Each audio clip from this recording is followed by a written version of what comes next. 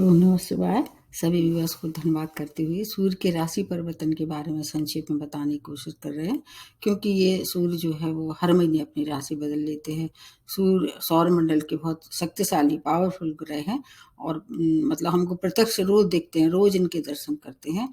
इसलिए इनका छोटा सा भी परिवर्तन हमारे लिए बहुत इम्पोर्टेंट रहता है। हमारे जीवन का को बहुत से क्षेत्रों को ही प्रभावित कर सकता है। विशेष तौर से हेल्थ के लिए ये सबसे ज़्यादा मायने रखते हैं। अगर सूर्य की रोशनी हमको नहीं मिले कई दिन तक तो हमारे शरीर की जो ऊष्मा है उसमें धीरे धीरे कमी आने लगती है, हमारा शरीर ठंडा होने लगता है।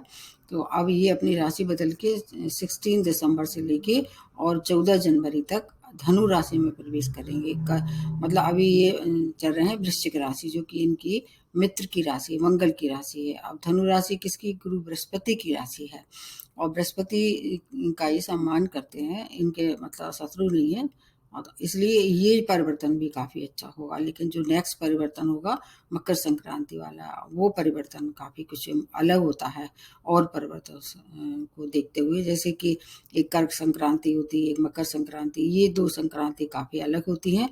और शेष जो अब इनकी नीच राशि में प्रवेश करते हैं वो थोड़ा सा हानिकारक होता है, और अपनी स्वयं की उच्च राशि जो कि मेष राशि में उच्च रहते हैं वो भी काफ़ी कुछ अब हम सब लोगों को कुछ अच्छी सूचना लेके आते हैं।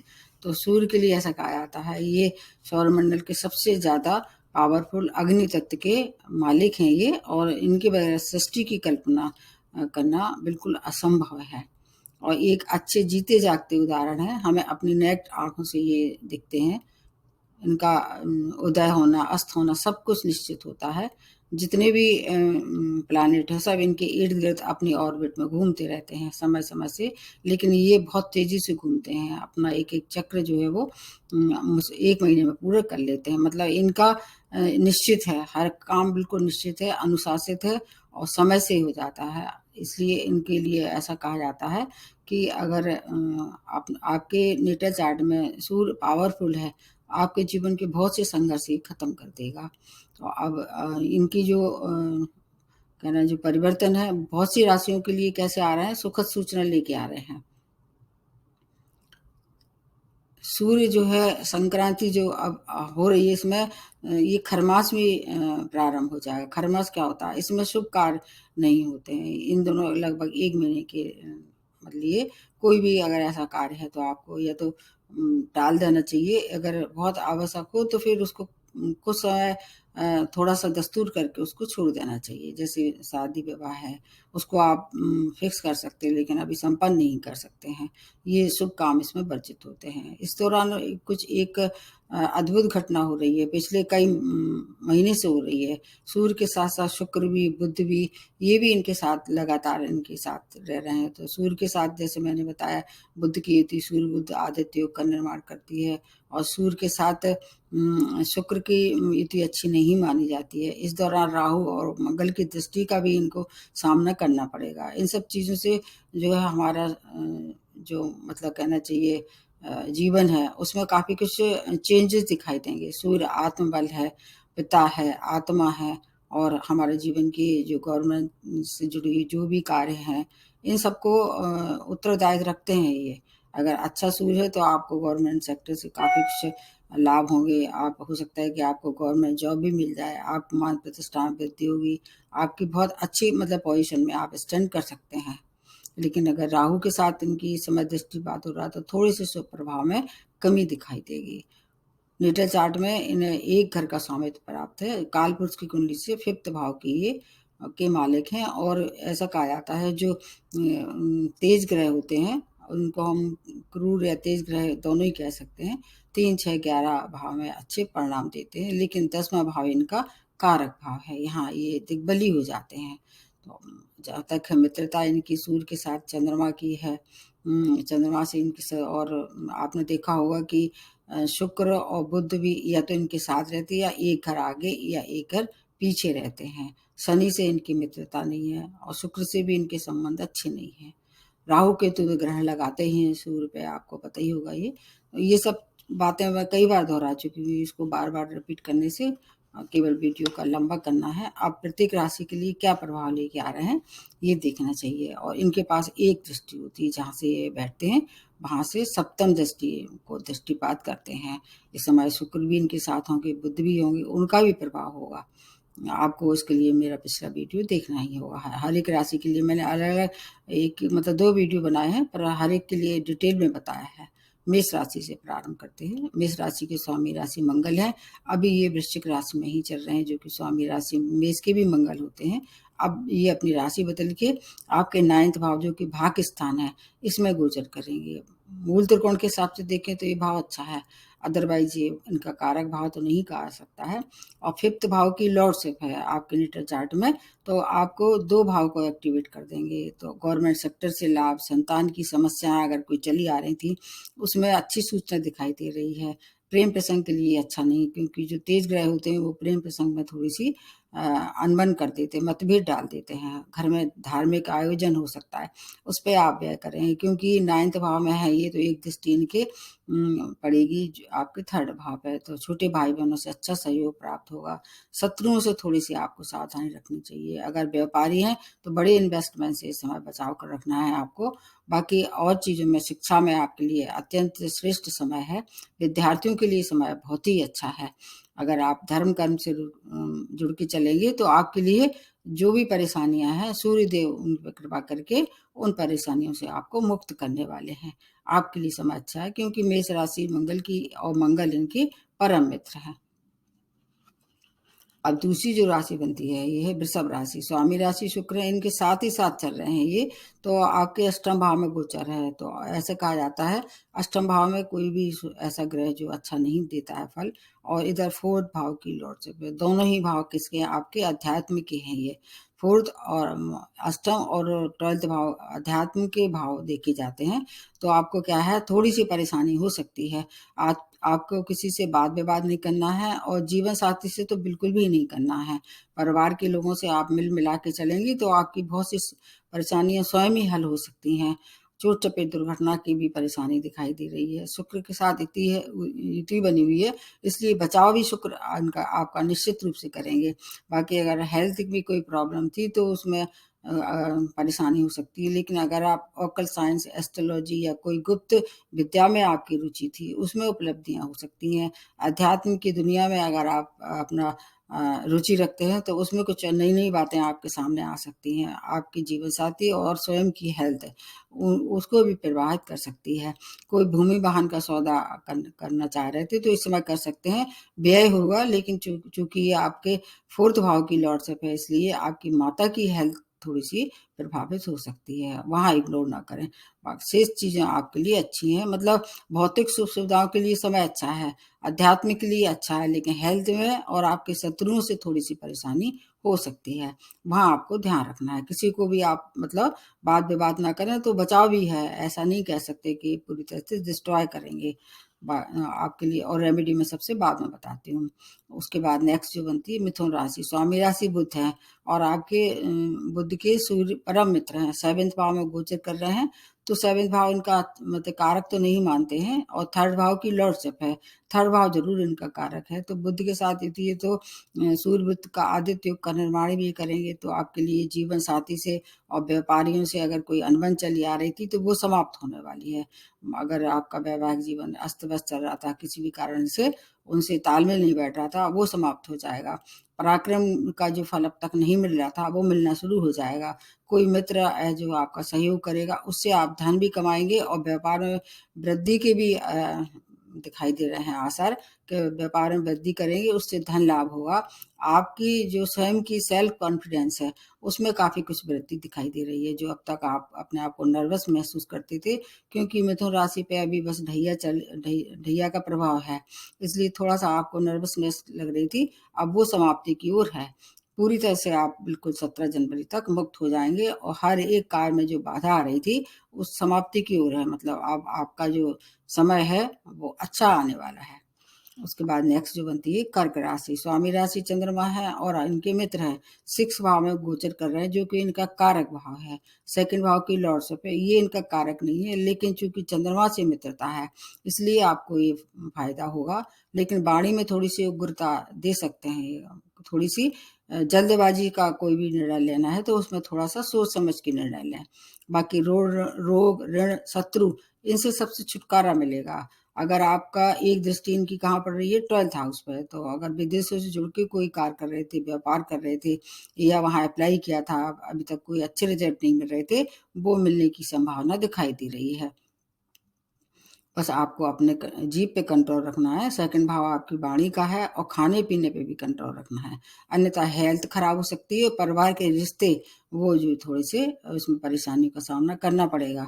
अगर आप अपनी वाणी पे कंट्रोल कर रहे हैं तो आपके लिए भी समय बहुत अच्छा है, धन लाभ भी होगा और कोर्ट केस में अगर इन्वॉल्वमेंट था उसमें आपकी तरफ फैसला होने वाला है। कुल मिला के जो है आपके लिए भी समय अच्छा है। अब ढैया का प्रारंभ होने वाला है, थोड़ा आपको व्यय पे नियंत्रण रखना होगा, बस इतना ध्यान रख लेंगे आपके लिए भी समय अच्छा है। 1 महीने का जो समय है बहुत अच्छा है। उसके बाद आ जाते हैं सिंह राशि। सिंह राशि स्वामी राशि सूर्य हैं और आपके 5th भाव में ये गोचर कर रहे हैं और आपके लग्न के ही मालिक हैं। आपके लिए श्रेष्ठ समय है, अति शुभ समय है। आपके लिए 5th भाव से संबंधित कोई परेशानी थी, शिक्षा में, संतान में, प्रेम प्रसंग में, इन सब में अगर कोई आपको लग रहा था अनिश्चितता थी, अब स्थायित्व आ जाएगा और शुभ समाचारों की प्राप्ति होगी। शेयर मार्केट का अगर शौक रखते थे उससे धन कमा सकते हैं। आत्मबल आपका भी काफी बढ़ा हुआ होगा। भाग्य का पूर्ण साथ रहने वाला है। अगर आप कोई इंटरव्यू वगैरह फेस कर रहे थे, विद्यार्थी हैं या करियर में आपको कुछ परेशानी थी, अब वो सब दूर होने वाली है। सफलता की पूरी उम्मीद है।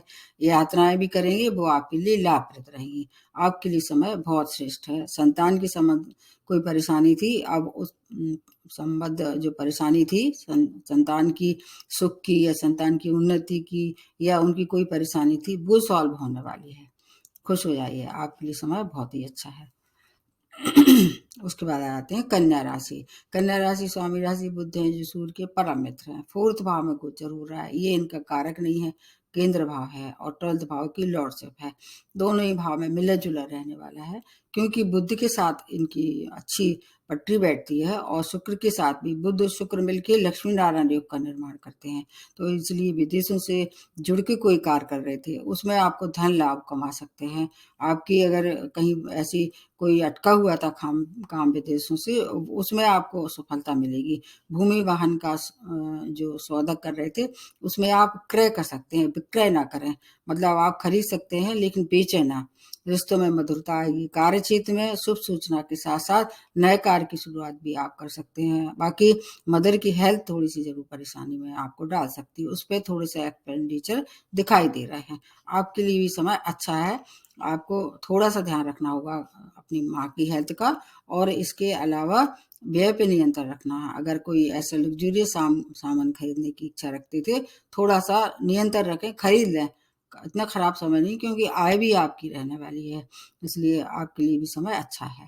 उसके बाद आ जाते हैं तुला राशि। आपके 3rd भाव में गोचर कर रहे हैं और आपके 11th भाव की लॉर्डशिप है। दोनों ही भाव बहुत ही अच्छे हैं आपके लिए, लेकिन शुक्र के मित्र नहीं है, बस एक माइनस पॉइंट ये है। लेकिन पराक्रम में वृद्धि के साथ थोड़ा सा आपको धनागमन दिखाई देगा। थोड़ा संघर्ष बढ़ा देंगे ये। सोर्स ऑफ इनकम में वृद्धि होगी। पिता की हेल्थ थोड़ी सी खराब कर सकते हैं ये। आपके मित्रों से पूर्ण सहयोग प्राप्त होगा। छोटे भाई बहनों से अगर कोई परेशानी थी या उनसे मनमुटाव था वो भी दूर हो जाएगा। और शॉर्ट डिस्टेंस जर्नी करेंगे वो आपके लिए लाभप्रद रहने वाली हैं। तुला राशि में क्या है, अभी ढैया चल रहा है जब तक, वैसे तो तुला राशि में इनकी अच्छी नहीं मानती, क्योंकि इनकी नीच राशि है ये तुला राशि, इसलिए उससे थोड़ा सा फर्क पड़ेगा। शेष और चीजों को देखें, शुक्र को देखें, बुध को देखें, तो धन के लिए अच्छा है, लेकिन हेल्थ थोड़ी सी पिता की खराब हो सकती है। मैं सबसे लास्ट में बताती हूँ रेमेडी। उसके बाद आते हैं वृश्चिक राशि। स्वामी राशि मंगल है और 2nd भाव में ये गोचर कर रहे हैं। मंगल से इनकी मित्रता है। 10वें भाव की लॉर्डशिप है। 10वां भाव इनका वैसे तो देखा जाए तो 10वां भाव केंद्र भाव है और दिग्बली ये वहां हो जाते हैं। काल पुरुष की कुंडली से देखें तो इनका मतलब ये जो है इनके लिए कारक मानते हैं। तो परिवार में थोड़ा सा डिस्प्यूट जरूर करवा देंगे। ये 2nd भाव है, वाणी का है। आप कुछ तो भी बोल देंगे अपने परिवारजनों से, उससे आपको घर में थोड़ी सी अशांति हो सकती है। बाकी धन के लिए बहुत अच्छा है। हेल्थ की केयर करना होगी आपको भी। यात्राएं करें, आपके लिए अच्छी होने वाली हैं। कार्य क्षेत्र में अपार सफलता दिलाने वाले हैं। गवर्नमेंट से जुड़ के अगर आप कोई कार्य कर रहे थे, प्रमोशन नहीं हो रहा था, प्रमोशन हो सकता है। नए जॉब की भी प्राप्ति हो सकती है। अगर आप व्यापारी हैं तो व्यापार में विस्तार कर सकते हैं। मान प्रतिष्ठा में वृद्धि के साथ साथ ड्राइविंग में थोड़ी सी आपको सावधानी रखनी पड़ेगी, क्योंकि सेकंड भाव से एक दृष्टि आपके अष्टम भाव पे पड़ रही है। ड्राइविंग करते समय सावधानी रखें। आपके लिए धन के लिए अच्छा है। बस 7.5 सॉरी ढैया आप पे भी लगने वाली है। आप थोड़ा सावधान हो जाएं। वैसे भी अपनी हेल्थ की और अपने और चीज़ों की आपको अभी से केयर करनी चाहिए, क्योंकि ये जो परिवर्तन होते हैं वो जो कुछ समय पहले से ही इफेक्ट करने लगते हैं, इसलिए अब आपके लिए मिला जुला रहने वाला है।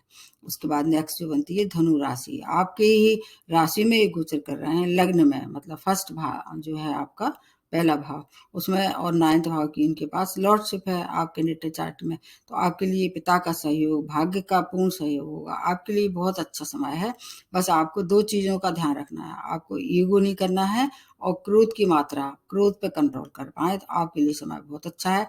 जब अग्नि तत्व ज़्यादा हो जाता है, क्योंकि धनु राशि कैसी है, ये भी अग्नि तत्व की राशि है, तो अब 2 अग्नि तत्व के जब इकट्ठे हो जाएँगे तो क्रोध की मात्रा बढ़ना स्वाभाविक है।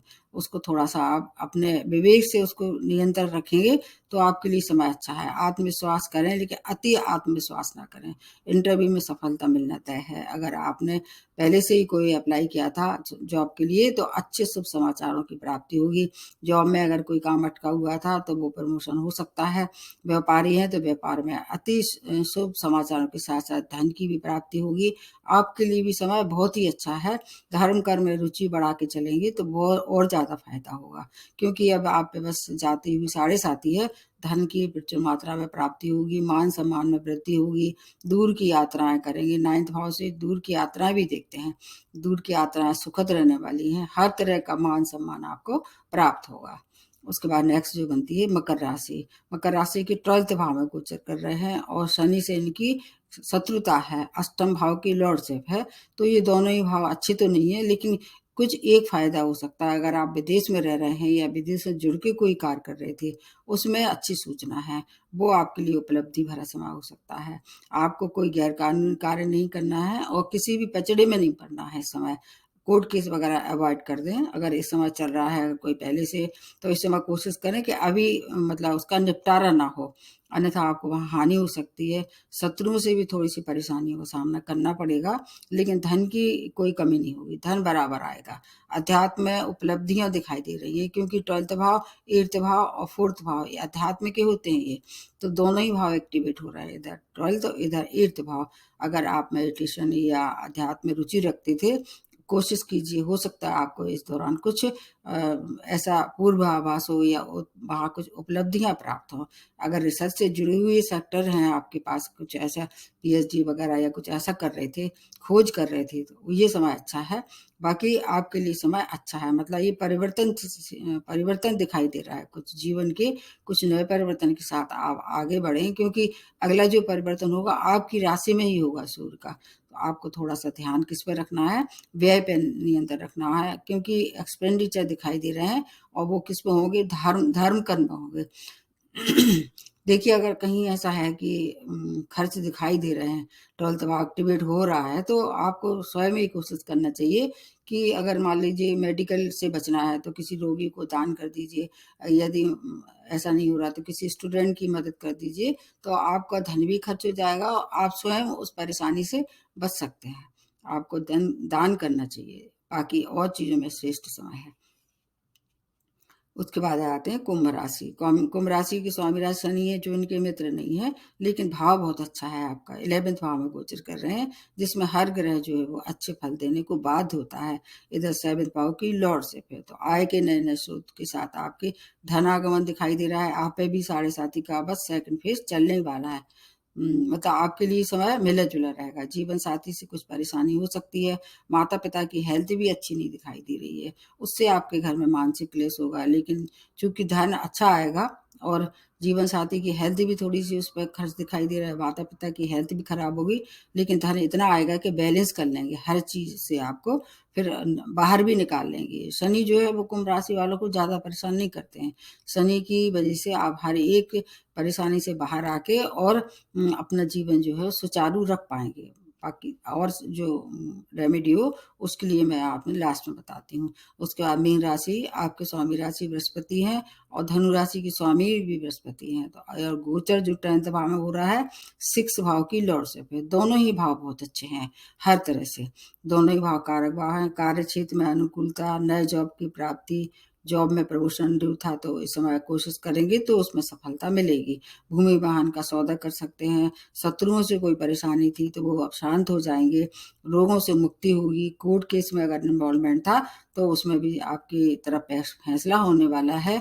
अगर कोई इंटरव्यू को मतलब कॉम्पिटिशन फेस कर रहे थे तो सफलता मिलना तय है। आपके लिए भी समय अच्छा है। साढ़े 7 ही बस प्रारंभ होने वाली है, उसके पहले का समय जितना हो सके आप उसका लाभ ले सकते हैं। तो ये तो मेष से लेके मीन तक की सूर्य की राशि परिवर्तन जो कि धनु में होने वाला है अभी 16 दिसंबर से 14 जनवरी तक, इसका मैंने बताया। अब रेमेडी सबसे बाद में बताती हूँ। ये सूर्य सबसे ज़्यादा पावरफुल ग्रह हैं। इनको खुश करना बहुत सरल होता है। एक तो ये कि इनको अर्घ देना चाहिए, क्योंकि ये अग्नि तत्व के स्वामी, जितना इनको मतलब जल से अर्घ देंगे तो इनकी जो अग्नि शांत हो जाएगी, उससे ये प्रसन्न होते हैं। पिता का सम्मान करें, सबसे अच्छी बात है। आपके घर में जीते जागते सूर्य हैं पिताजी, पिताजी का सम्मान करें, उनका अनादर ना करें, उनकी सेवा करें, पहली बात। और इसके साथ-साथ और भी बुजुर्ग हैं, उनकी भी सेवा कर सकते हैं सूर्य को अर्घ के साथ-साथ। अगर आपकी स्वामी राशि से कोई परेशानी है, जैसे आपकी स्वामी राशि इस समय 2-3 राशियों को ये परेशान करते हैं, जैसे वृषभ राशि, तुला राशि, इन सब में थोड़ा-सा ये परेशानी भरा समय हो सकता है। तो आपको क्या करना है कि या तो स्वामी राशि को प्रबल करें, और 7.5 ठैया वालों को शनि की तो हर तरह से मतलब करते ही रहना चाहिए, जो अभी तक आप रेमेडी कर रहे थे या जिस तरह से दान पुण्य कर रहे थे। दान कभी भी खराब नहीं होता है। तो आप इसके लिए क्या कर सकते हैं, गेहूँ का दान कर सकते हैं, गुड़ का दान कर सकते हैं, और ताम्र पात्र में पानी रख के वो भी पी सकते हैं। बहुत सी रेमेडी हैं, मैं हर बार बताती हूँ। तो अगर आपको कोई भी उनमें से एक रेमेडी सूट करती है, वो करते रहिए, तो आपको सूर्य की सुखता तो बिल्कुल बिना किसी भेदभाव के मिलती ही रहेगी। तो आज यहीं समाप्त करते हैं। नमस्ते और धन्यवाद।